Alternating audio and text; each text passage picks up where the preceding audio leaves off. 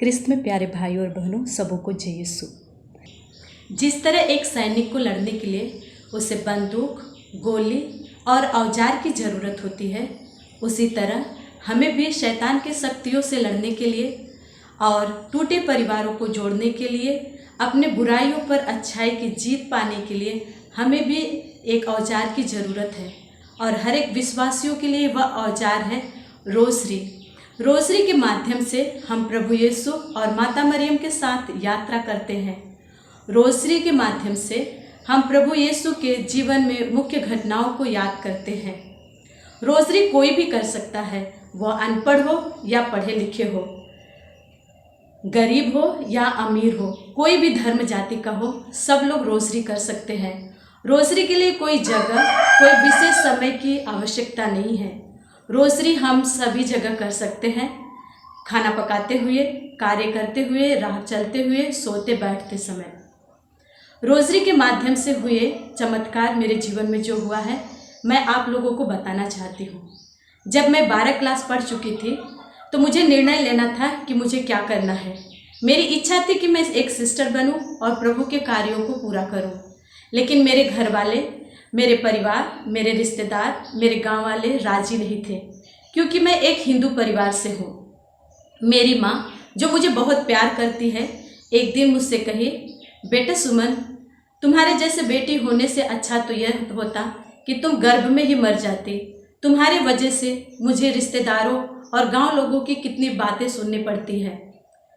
मैं बहुत दुखित हो गई, मेरा मन टूट गया, क्योंकि मेरी माँ एक थी जो मेरी साथ देती थी। आज वो भी ऐसे मुझे बोली। टूटे हृदय लेकर मैं मातृधाम आश्रम गई और प्रभु यीशु के सामने 10 बजे रात से लेकर सुबह 4 बजे तक मैं अपने घुटनों को टेके, हाथों को फैलाए परम प्रसाद के सामने प्रार्थना करती रही कि मुझे प्रभु रास्ता बताए। उसके पहले जब भी मैं प्रार्थना करती थी, प्रभु मुझे रास्ता दिखाता था, लेकिन इस बार प्रभु मुझे कोई उत्तर नहीं दिया। सुबह 4 बजे मैं प्रभु के सामने से उठकर मैं माता मरियम के पास गई और मरियालय में मैं अपने हाथों को उठाते हुए, घुटने को टेकते हुए माँ मरियम से कहा, माँ मरियम, तू सिर्फ ईसाइयों की माँ है। अगर तू मेरी माँ होती तो आज मुझे उत्तर मिलता, तेरा पुत्र मुझे बताता कि क्या करना है।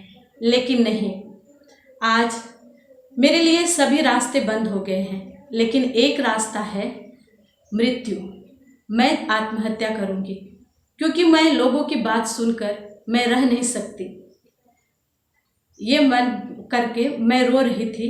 उसी समय मुझे ऐसे लगा कि मेरे पीछे कोई खड़े हैं और मेरे कंधे पे हाथ रख के कहते हैं, बेटा तुम रोना नहीं, तेरी प्रार्थना सुनी गई है और मैंने अपने पुत्र से कह दिया है, तुम 1 साल के अंदर ही परम प्रसाद ग्रहण करोगी और प्रभु यीशु के कार्यों के लिए बाहर निकलोगी। जब यह बात मैंने सुना, मेरे जीवन में ऐसे लगा उस समय कि मुझे एक नया रास्ता मिला है और मैं उस प्रभु माता मरियम की बातों को लेकर मैं घर चली गई।